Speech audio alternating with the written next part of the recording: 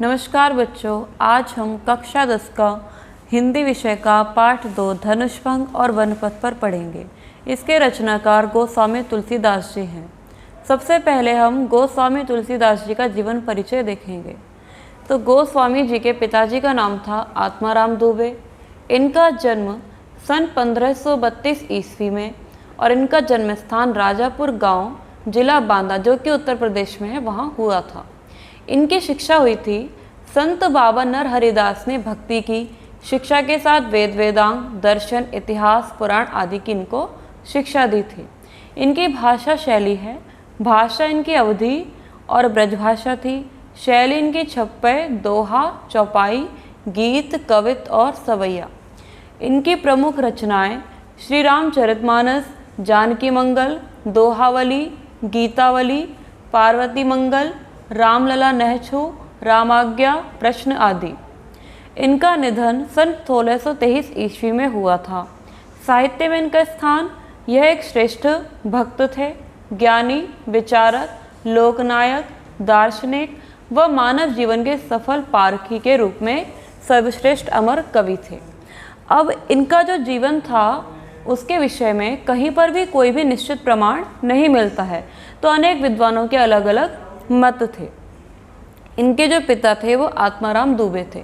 कहा जाता है कि जब इनका जन्म हुआ था तो जन्म से ही इनके मुंह में पूरे दांत थे, जिस कारण से इनके माता पिता ने इनका त्याग कर दिया। फिर बाबा नरहरिदास ने इनका लालन पोषण किया और उन्हीं ने इनको ज्ञान दिया। इनके विषय में एक किंवदंती यह भी है कि इनकी पत्नी जो रत्नावती थी, यह उनके प्रेम में बहुत अधिक आसक्त थे। अपनी पत्नी के प्रेम में इतने आसक्त थे कि एक बार इनकी पत्नी मायके गई तो अपनी पत्नी से मिलने के लिए यह आंधी तूफान का भी इन्होंने कोई परवाह नहीं करी और अपनी पत्नी से मिलने के लिए जब गए तो वहाँ एक सांप लटक रहा था। उस सांप को रस्सी समझ करके यह अपनी पत्नी से मिलने के लिए पहुँचे। तो उनकी पत्नी ने इनके इस कार्य की इतनी भर्त्सना करी, इतनी निंदा करी और कहा कि यदि आप इतना समय, इतना परिश्रम भगवान की प्राप्ति के लिए लगाते तो आपका जीवन सफल हो जाता। अपनी पत्नी के ऐसे वचनों को सुनकर इनका मन ग्लानि से भर गया और इन्होंने उसी दिन से भगवान राम की उपासना करना शुरू कर दिया और इनका जो मन था वो भक्ति में लग गया। अब तुलसीदास जी कहते हैं कि उदित उदयगिरि मंच पर रघुवर बाल पतंग, विकसे संत सरोज सब हर्षे लोचन भृंग। अब यहाँ पर जो वर्णन किया गया है ये उस समय का वर्णन है जब सीता जी का स्वयंवर हो रहा था। तो उस समय जो सभा का आयोजन किया गया है तो उसके बारे में बताया गया है। तो यहाँ पर श्री राम जी का आगमन दिखाया गया है कि जब वो आए तो सभा में क्या क्या हुआ।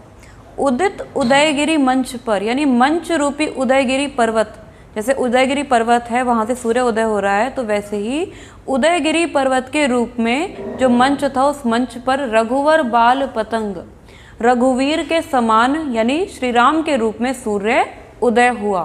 विकसे संत सरोज सब, जितने संत थे, जितने महामुनि थे, ऋषि थे, तो संत रूपी जितने कमल थे वो सब खिल उठे।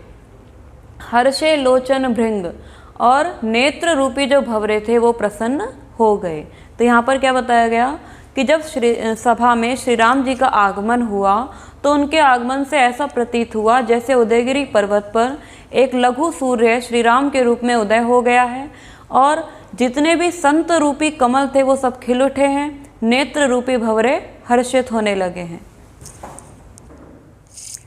आगे है नृपन केरी आशा निशिनासी, वचन नखत अवलीना प्रकाशी। जब श्री राम जी सभा में उपस्थित हुए तो जितने भी वहाँ राजा थे उन सब की जो आशा रूपी रात्रि थी उसका नाश हो गया और उन सभी के मुख से जो अब तक वो बोल रहे थे, बड़ी बड़ी बातें कर रहे थे, वो जितने भी उनके वचन थे वो प्रकट ही नहीं हो रहे थे। कोई अपने मुंह से कुछ कह ही नहीं रहा था। यानी श्री राम के तेजस्वी स्वरूप के आगे सभी की जो आशाएं थी वो एकदम, जितने भी वहाँ घमंडी राजा थे उनकी सभी आशाएं खत्म हो गई। यानी जो उन्होंने सोचा था कि हम सीता जी से विवाह करेंगे तो उस आशा रूपी रात्रि का नाश हो गया। मानी महिप कुमुद सकुचाने, जो घमंडी राजा थे वो सकुचित होने लगे, यानी घबराने लगे, परेशान हो गए। कपटी भूप उलूक लुकाने, कपटी जो छल कपटी भूप यानी कि राजा थे उल्लुओं की भांति देखने लगे। भय विशोक कोक मुनि देवा, कोक मुनि यानी कि जितने भी जो परशुराम ऋषि थे, विश्वामित्र ऋषि थे, जितने भी वहाँ संत मुनि महात्मा लोग थे, वो सभी शोक रहित हो गए, यानी किसी को भी अब दुख नहीं था। श्री राम के आने से सभी के मन में एक आशा की किरण जगी थी, इसलिए जितने भी वहाँ संत मुनि लोग थे वो सभी शोक से हीन हो गए। बरसहि सुमन जनावहि सेवा, और जितने भी लोग थे वो उनकी सेवा में, उनके चरणों में पुष्पों की वर्षा करने लगे। गुरुपद बंदी सहित अनुरागा, राम मुनिन सन आयसु मांगा। फिर श्री राम ने क्या करा, जब वो सभा में आए उन्होंने सभी गुरुओं के चरणों में नमस्कार करा, यानी सभी जो उनके गुरु थे उनके चरणों को छू करके नमस्कार करा। राम मुनिन सन आयसु मांगा, राम ने सभी मुनियों से आशीर्वाद मांगा। सहज ही चले सकल जग स्वामी, संपूर्ण जगत के स्वामी श्री राम जी सहज ही अर्थात अपने स्वाभाविक चाल चलते हुए अपने आसन पर गए। मत मंजूमर बर गुंजर गामी, ऐसा लग रहा था जैसे कि कोई मदमस्त हाथी अपनी स्वाभाविक चाल चल रहा हो। चलत राम सब पुर नर नारी, जब श्री राम जी चल रहे थे तो जितने भी वहाँ के नर नारी थे, जितने भी मनुष्य थे, सब खुश हो रहे थे। पुलक पूरी तन भय सुखारी, यानी उनको देख करके उन्हें ऐसा लग रहा था जैसे हमारे जो शरीर है उसकी जो भी आशाएं थी वो सब अब पूर्ण हो गई। यानी श्री राम के सुंदर शरीर को देखते हुए जितने भी वहाँ मनुष्य थे, जितनी भी नर नारियां थी, सब प्रसन्न हो गईं। बंदी पितर सुर सुकृत संभारे, और जितने वहाँ लोग थे वो सब यही कह रहे थे कि हमारे पूर्वजों ने जो कुछ भी पुण्य कर्म किए हैं, जितना भी कुछ किया है, आज हमें उन सभी का परिणाम दे दीजिए। जो कछु पुण्य प्रभाव, हमारे जितने भी हमारे पुण्य कर्म उनका जो प्रभाव है वो हमें आज ही मिल जाना चाहिए। तव शिवधनु मृणाल की नाई तो रहु राम गणेश गोसाई, और भगवान से प्रार्थना करने लगे कि हे गणेश जी, इस शिव धनुष की जो कठोरता है इसे थोड़ा कम कर दीजिए। श्री राम इस शिव धनुष को इस प्रकार तोड़ दें जैसे मृणाल की नाई, जैसे मृणाल यानी कि कमल की डंडी को, यानी कमल की नाल को तोड़ दिया जाता है आसानी से, वैसे ही श्री राम जी जो हैं गणेश जी की कृपा से इस शिव धनुष को तोड़ दें। आगे है राम ही प्रेम समेत लखी सखिन समीप बोलाई। श्री राम को बहुत अधिक प्रेम के साथ देखते हुए सीता जी की माता जो जानकी जी थीं, उन्होंने सखियों को समीप बुला करके कहा, सीता मातु स्नेह वस वचन कही बिलखाई। और उन्होंने क्या करा, पहले राम को प्रेम से देखा, फिर सीता को अब प्रेम से देखा, और दोनों को देखते हुए उन्होंने अपनी सखियों को अपने पास बुलाया और कहा, सखी सब कौतुक देख निहारे, कि ये कैसा कौतूहल पूर्ण कार्य यहाँ हो रहा है कि सब यहाँ एक दूसरे को देख रहे हैं, कोई शिव धनुष को देख रहा है, कोई राम को देख रहा है।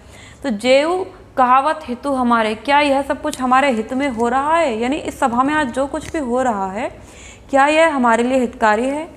कोऊ न बुझाई कहे गुरु पाही, अरे कोई तो बताए कि इस धनुष की जो गुरुता है उसको किस प्रकार से कम किया जा सकता है।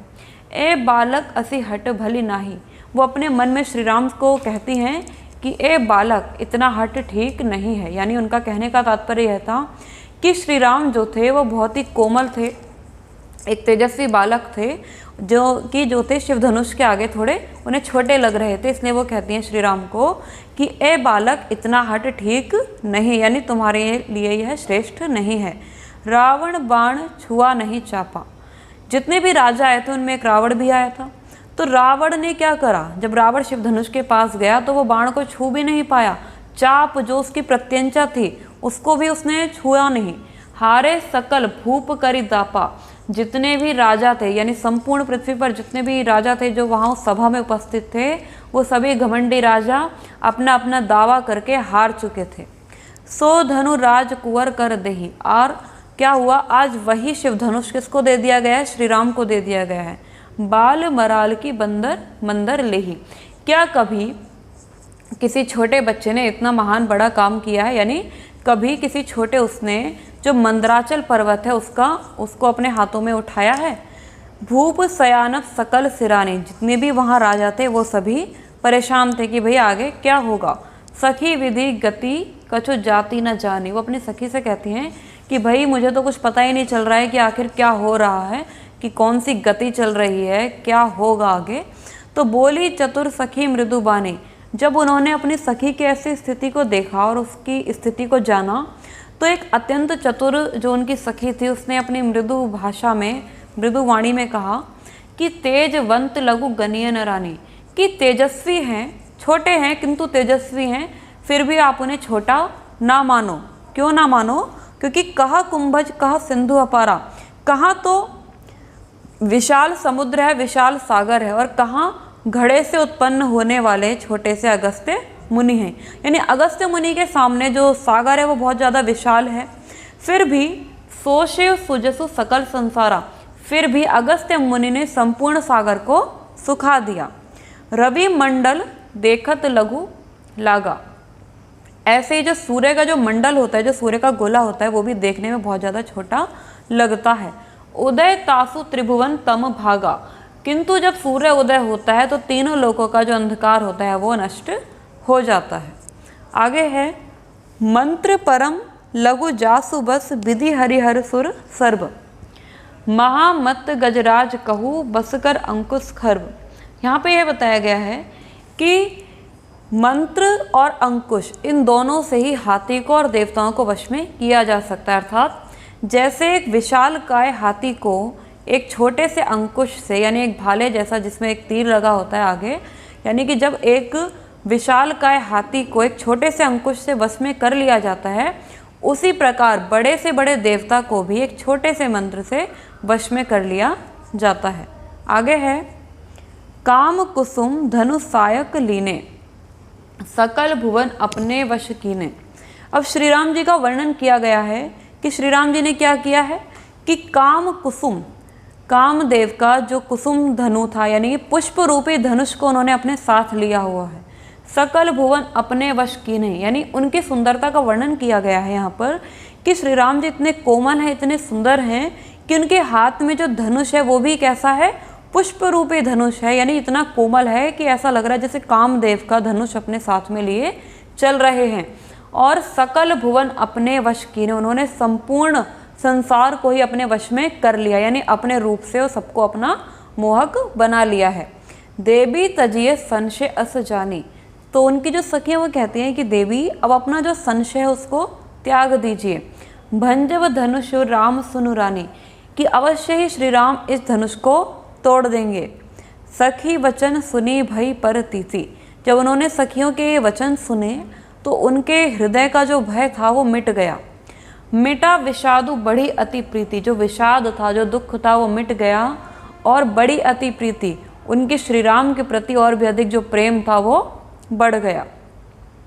फिर ये जो सारी स्थिति थी, ये श्री राम ने देखा कि भाई उनकी जो माता है वो बहुत ज़्यादा चिंतित हो रही हैं, तो मन ही मन उस चिंता को जान करके तब राम ही बिलो की वैदेही, तब राम ने वैदेही अर्थात सीता जी की तरफ देखा।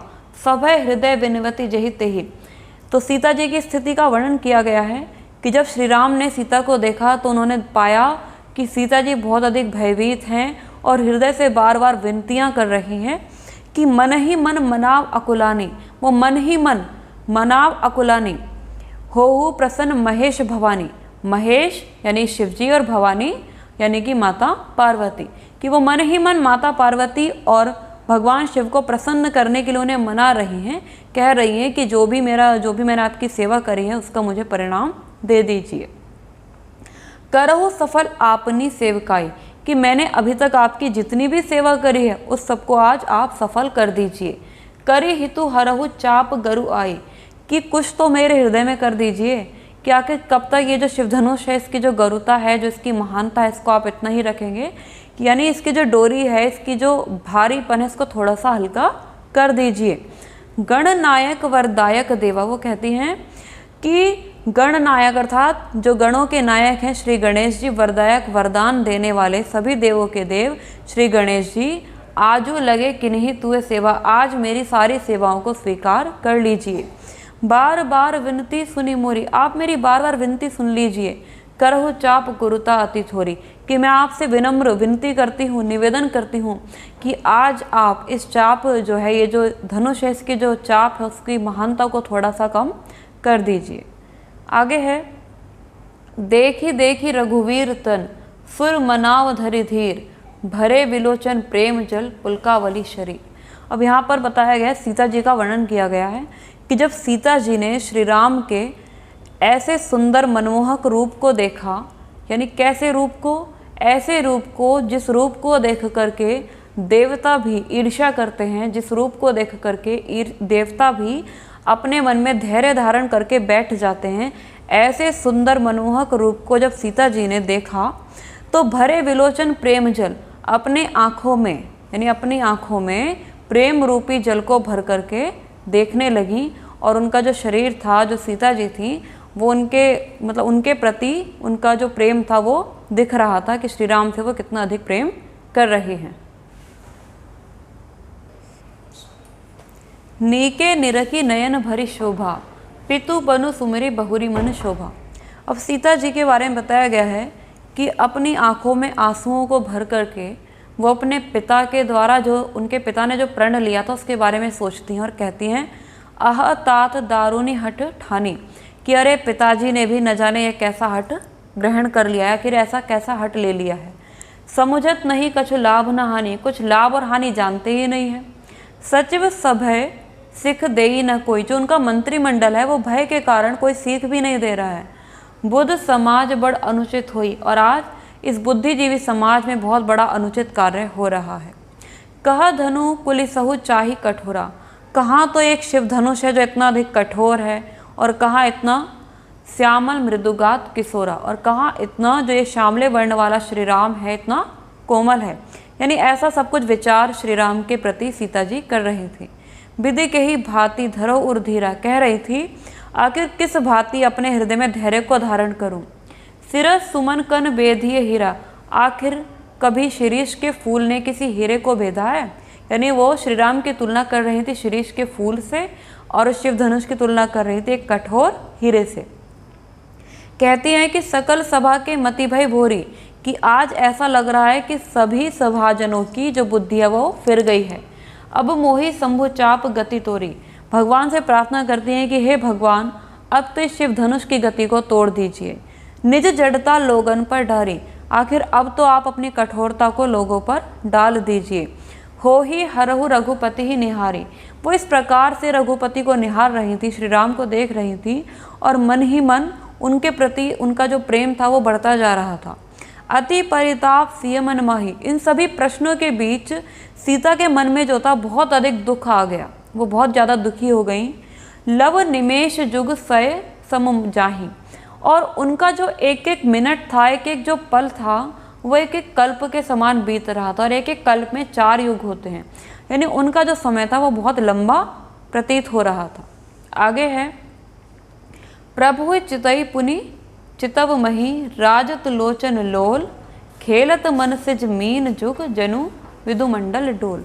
अब सीता जी के विषय में बताया गया है कि सीता जी जो थी वो श्री राम जी के शरीर को देख रही थी। यानी उन्होंने एक दृष्टि श्री राम के शरीर को देखा, और फिर उसके बाद वो भूमि की तरफ नजरें लज्जा के कारण क्या कर रही थी, भूमि की तरफ देख रही थी। तो जब वो भूमि पर देख रही थी एक तरफ, और एक तरफ श्री राम को देख रही थी, तो ऐसा लग रहा था जैसे कामदेव की जो 2 मछलियाँ हैं वो क्रीड़ा कर रही हैं। यानी उनकी जो नेत्र है उनका तुलना किससे करी गई, कामदेव की 2 मछलियों से करी गई, और ऐसा लग रहा है जैसे कामदेव की 2 मछलियाँ जल में क्रीड़ा कर रही हैं। आगे है, गिरा अलिनी मुख पंकज रोकी, प्रगट न लाज निशावलोकी। सीता जी बहुत कुछ कहना चाहती थी, लेकिन क्या हुआ, कमल रूपी मुख ने निकलते हुए शब्दों को रोक लिया। प्रगट न लाज निशा अवलोकी, और उनकी जो लज्जा रूपी रात्रि थी, यानी उनके जो लज्जा के कारण जो शब्द उन्हें कहने थे वो भी वो नहीं कह पाई। यानी लज्जा रूपी रात्रि के होने के बावजूद भी सीता जी के मुख से कोई भी शब्द नहीं निकला। लोचन जलू रह लोचन कोना, आँखों का जो जल था वो नेत्रों में ही रह गया। यानी आँखों में उनके आंसू थे, लेकिन वह फिर भी उन आंसुओं को गिरा नहीं पाई। जैसे परम कृपण कर सोना, उनकी नेत्रों में वैसे ही आंसू रह गए जैसे कि एक कंजूस व्यक्ति का गढ़ा हुआ सोना उसी के पास रह जाता है। सकुची व्याकुलता बड़ी जाने, उनकी ऐसी व्याकुलता को श्री राम ने जाना कि आखिर ये इतना व्याकुल क्यों है। धरी धीरजु प्रतीति और आनी, फिर उन्होंने क्या करा, श्री राम जी ने सीता जी की ऐसी व्याकुलता को देख करके अपने हृदय में धैर्य धारण करा, और उनके प्रति जो उनका प्रेम था वो उनके हृदय में और भी अधिक बढ़ गया। फिर सीता जी कहती हैं, तन मन वचन मोर पनु साचा रघुपति पद सरोज चितु राजा, कि यदि मैंने तन मन वचन से रघुपति के चरणों की दासी बनना स्वीकार किया है, यदि मैंने तन मन वचन से रघुपति को ही अपना सब कुछ माना है, तो भगवान सकल उर्वासी, तो वह जो सकल सभी के हृदय में निवास करने वाले जो भगवान हैं, करही मोहि रघुवर के दासी, आज मुझे रघुवीर की दासी बना देंगे।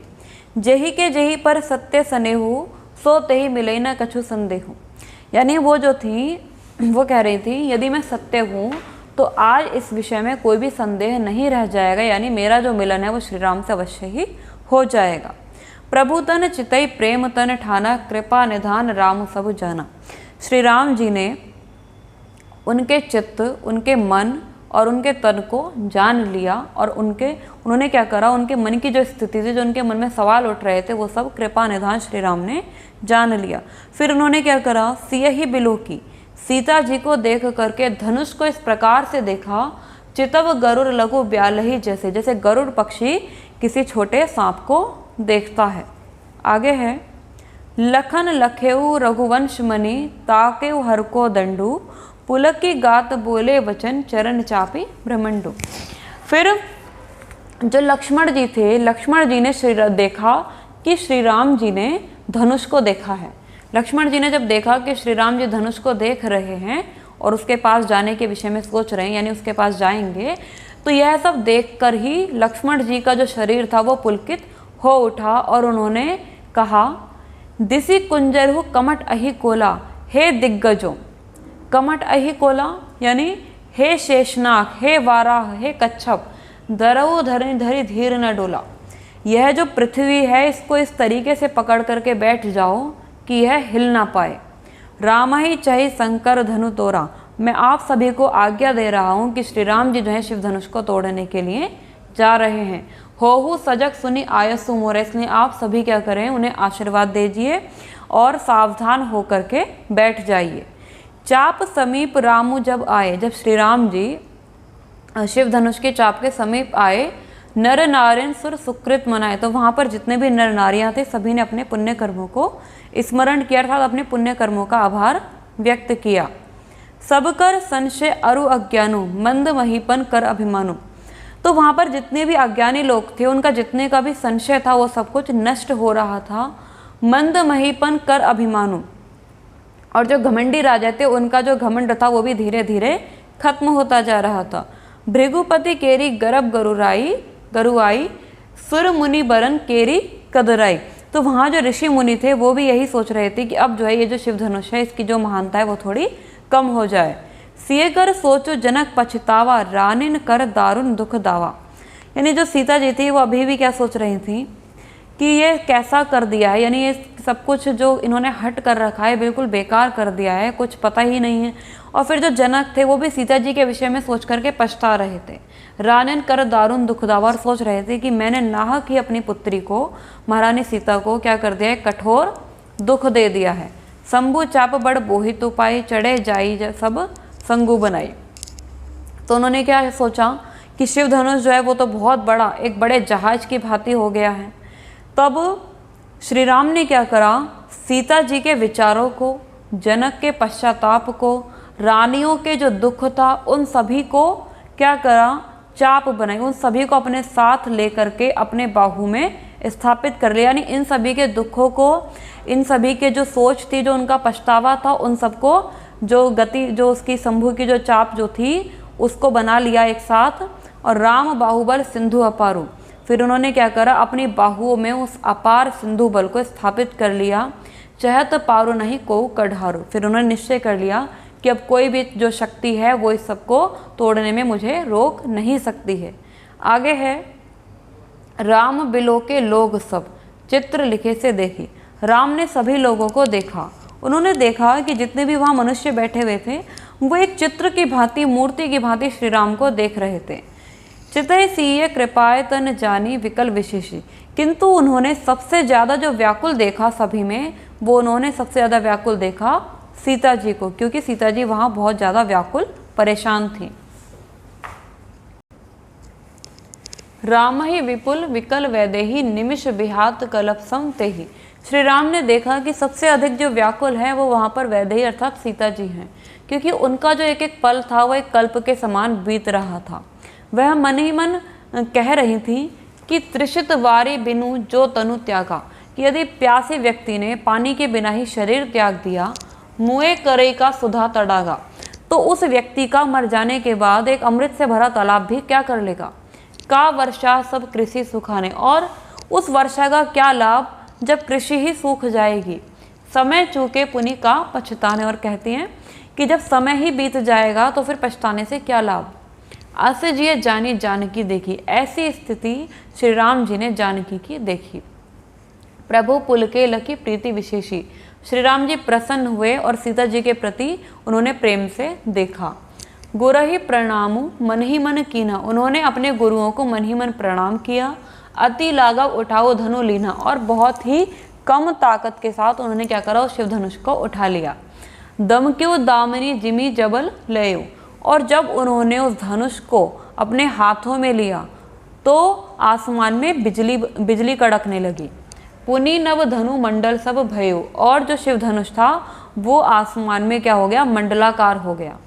लेत चढ़ावत खेचत गाढ़े, उस शिव धनुष में प्रत्यंचा को चढ़ाते हुए, उसे खींचते हुए, उसको गाड़ते हुए, काहू न लखा देखो सब ठाटे, किसी ने भी नहीं देखा कि श्री राम ने ऐसा कितनी जल्दी कर दिया। देख सब ठाटे, उन्होंने केवल किसको देखा, श्री राम को ही देखा। तेई छन राम मध्य धनु तोड़ा, उसी बीच क्या हुआ, श्री राम ने शिव धनुष को मध्य से ही तोड़ दिया। भरे भुवन घुनी धुनि घोर कठोरा, और क्या हुआ, शिव धनुष के टूटते ही संपूर्ण संसार में, तीनों लोकों में एक बहुत ही भयानक कठोर ध्वनि हो गई। भरे भुवन घोर कठोर रव रवि बाजी तजी मारगु चले। शिव धनुष के टूटने से तीनों लोकों में भयानक कठोर ध्वनि हुई, जिसके कारण रव रवि बाजी, जो सूर्य भगवान हैं, उनके जो घोड़े हैं, उन्होंने अपना नियत मार्ग छोड़ दिया और किसी दूसरे रास्ते पर चलने लगे। चिक करही दिग्गज डोल मही अहि कोल कुरुम कलमले, जो हाथी थे, जो दिशाओं के रक्षक, अष्ट दिशाओं के रक्षक जो हाथी थे, वो क्या करने लगे, चिंघाड़ने लगे और हिलने डुलने लगे। यानी उन्होंने क्या कर दिया, पूरी जो धरती थी अस्त व्यस्त हो गई। को अहि कोल कुरुम कलमले, और जो कच्छप थे, वराह थे, शेषनाग थे, सब व्याकुल हो गए कि आखिर यह ध्वनि कैसी है। सुर असुर मुनि कर कान दीने सकल विकल विचारहि, जितने भी देवता थे, राक्षस थे, मुनि थे, और जितने भी पशु पक्षी थे, जीव जंतु थे, सभी ने अपने अपने कानों पर हाथ रख लिए और सभी विचार करने लगे कि आखिर यह ध्वनि कैसी है। किंतु कोदंड खंडेव राम तुलसी जयति वचन उच्चारहि, जैसे ही श्री राम जी की जय जयकार हुई तो सभी को पता चल गया कि यह शिव धनुष के टूटने की आवाज़ है।